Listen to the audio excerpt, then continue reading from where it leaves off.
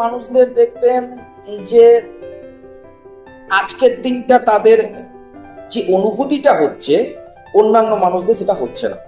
যেরকম একটা এক্সাম্পল উদাহরণ দিচ্ছি, যে একজন বলছে আজকে কিন্তু প্রচন্ড গরম লাগছে, আমার প্রচন্ড গরম পড়েছে, কিন্তু সামনের মানুষটা বলছে না আমার তো অতটা লাগছে না গরম, তোর কেন লাগছে আমি বুঝতে পারছি না।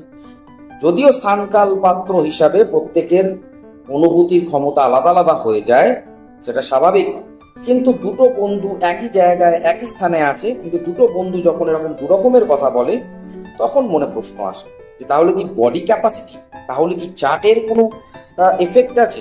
অবশ্যই আছে। তার একটা এক্সাম্পল দিচ্ছি, দেখুন।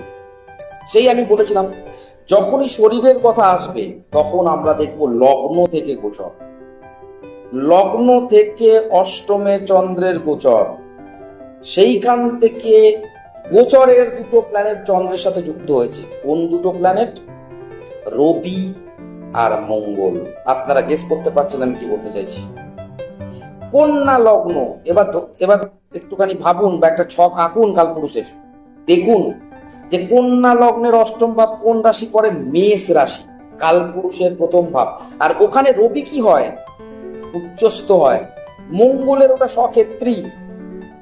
যখন কন্যা লগ্নের অষ্টম ভাব দিয়ে চন্দ্র যাবে এবং গোচরের বা কুণ্ডলীর রবি মঙ্গলের সাথে কানেকশন তৈরি করবে, তা সেই দুটো দিন মাথায় রাখবেন, সব দিন হবে না, সেই দুটো দিন আপনার অতিরিক্ত হিট শরীরের যাদের যাদের কন্যা লগ্ন বেড়ে যেতে পারে, আপনার জ্বর আসতে পারে, আপনার শরীর যেটাকে বলে অতিরিক্ত হিটের কারণে বা পিত্তের কারণে অসুস্থতার মধ্যে পড়তে পারে।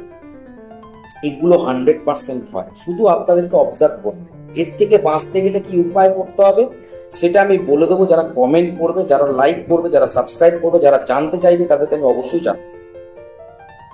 ভালো লাগলে অবশ্যই লাইক করবেন, জানতে চাইলেও লাইক করবেন, শেয়ার করুন, সাবস্ক্রাইব করুন, আমার সাথে থাকুন এই ধরনের ইনফরমেশন জানার জন্য।